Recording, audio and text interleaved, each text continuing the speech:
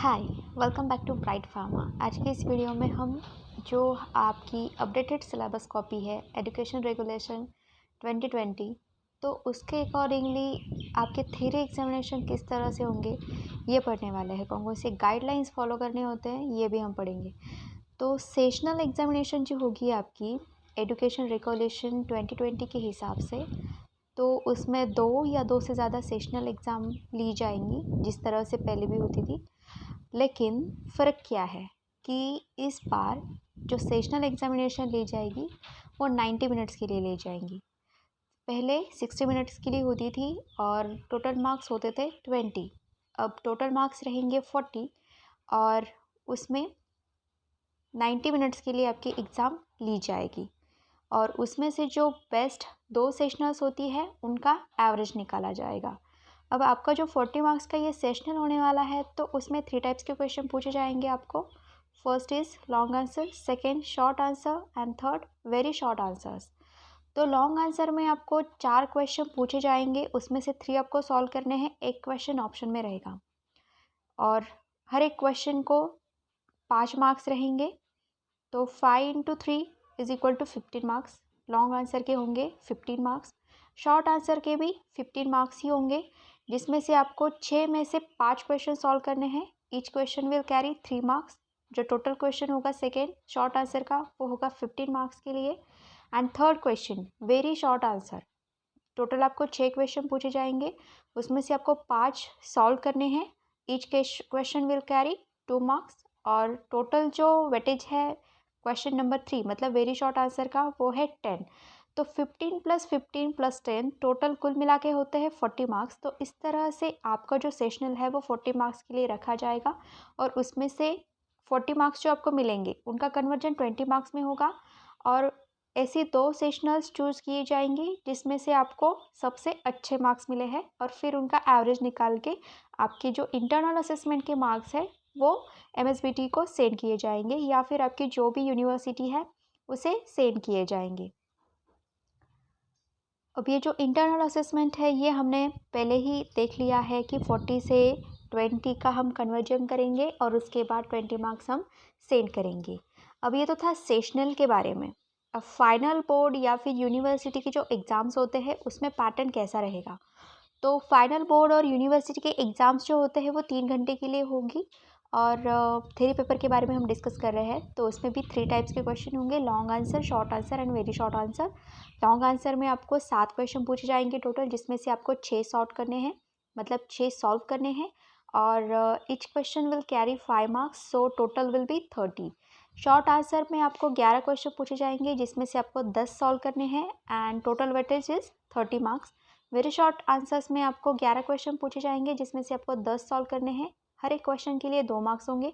सो 10 × 2 = 20। यहाँ पे गलत हो रखा है, 10 × 2 = 10 लिखा है, तो 10 × 2 = 20।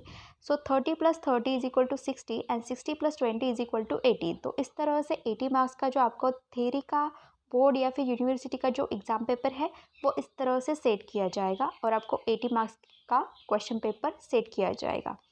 तो ये था थ्योरी एग्ज़ाम के बारे में। अब प्रैक्टिकल एग्ज़ाम आपकी किस तरह से होने वाली है। सो प्रैक्टिकल एग्ज़ाम में भी आप जो सेशनल एग्ज़ाम देने वाले हैं तो उसमें से जो पहला वाला पैटर्न था कि 20 मार्क्स के लिए आपकी सेशनल एग्ज़ाम होती थी प्रैक्टिकल की, अब इस टाइम ऐसा नहीं होगा। तो इस टाइम का फॉर्मेट कैसा होगा, तो टोटल 80 मार्क्स के लिए आपकी एग्ज़ाम जो है सेशनल एग्ज़ाम वो होने वाली है।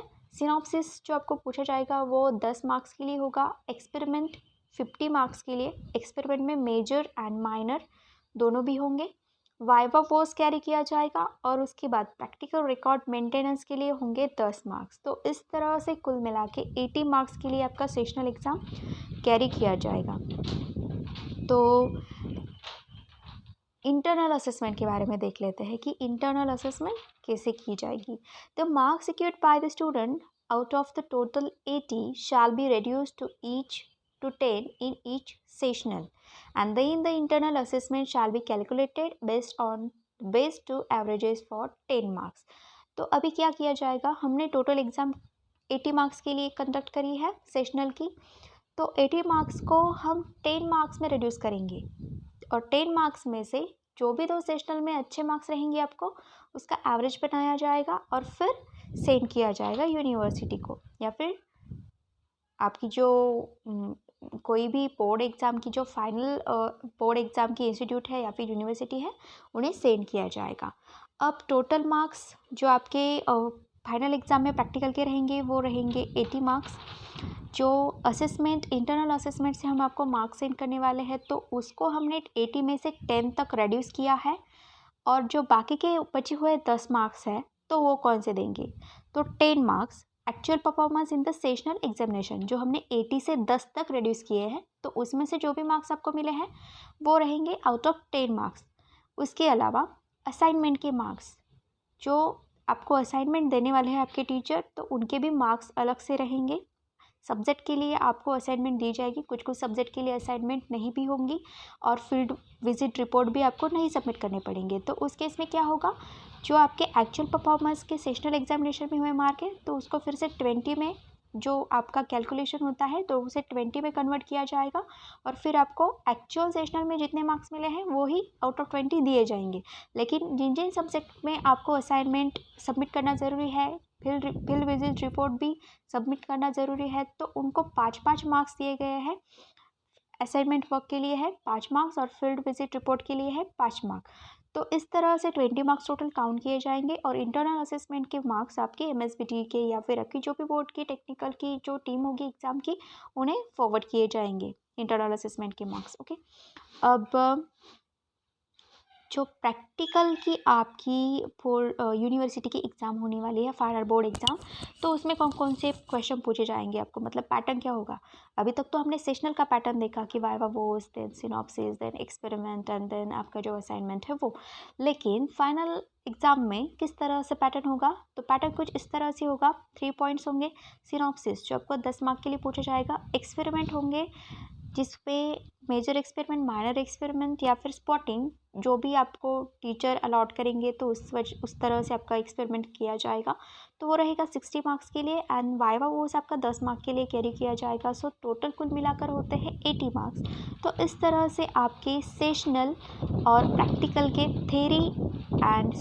इस तरह से आपके सेशनल, थेरी एंड प्रैक्टिकल के एग्ज़ाम किए जाएंगे, और साथ ही साथ जो बोर्ड के फाइनल के एग्ज़ाम होते हैं वो भी फॉर्मेट मैंने आपको बता दिया है। तो इस तरह से आपकी एग्ज़ाम ली जाएगी। अब आप सोचेंगे कि पुराने वाले जो पैटर्न थे और इस वाले जो अभी हमने पैटर्न देखे हैं, तो इन दोनों पैटर्न में डिफरेंस आपको दिखाई दे रहा है कि यहाँ पे आपको assignment and field visit report submit करना है। तो ये फील्ड विजिट रिपोर्ट या फिर असाइनमेंट ये क्यों ज़रूरी है, क्योंकि as per Bloom's taxonomy, Bloom's एक साइंटिस्ट थे जिन्होंने पेडागोजी डिज़ाइन की थी।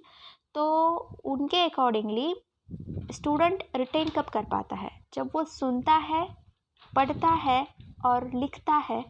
तो उस तरह से स्टूडेंट की कैपेसिटी जो होती है रिटेंशन की वो ऑटोमेटिकली बढ़ जाती है।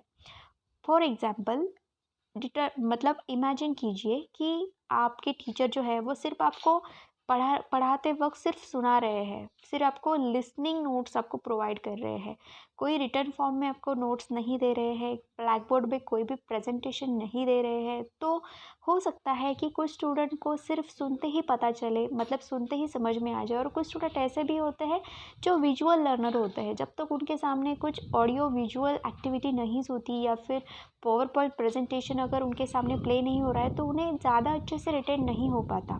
तो ब्लूम्स टैक्सोनॉमी कहती है अगर आप पढ़ेंगे, सुनेंगे, लिखेंगे या फिर उसे नोट डाउन करेंगे तो आपकी रिटेंशन एक्टिविटी बढ़ती है।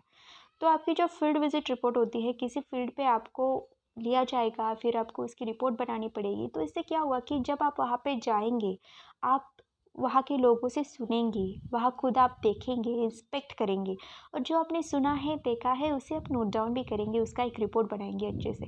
तो वो चीज़ें आपके माइंड पे हमेशा के लिए मतलब इनग्रेव हो जाएगी, आप कभी उसे भूलेंगे नहीं। तो यही जो फिलॉसफी होती है ब्लूम्स टैक्सोनॉमी की, वही यहाँ पे यूटिलाइज करने की कोशिश की हुई है पीसीआई की मदद से।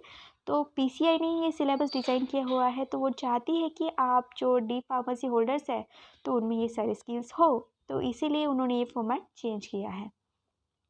तो आगे अपनी वीडियो में मैं आपको फुल जो सिलेबस है फर्स्ट ईयर का और सेकेंड ईयर का उसके बारे में भी बताने वाली हूँ। तो नेक्स्ट वीडियो का इंतज़ार कीजिए और पढ़ते रहिए, और देखते रहिए प्राइड फार्मा।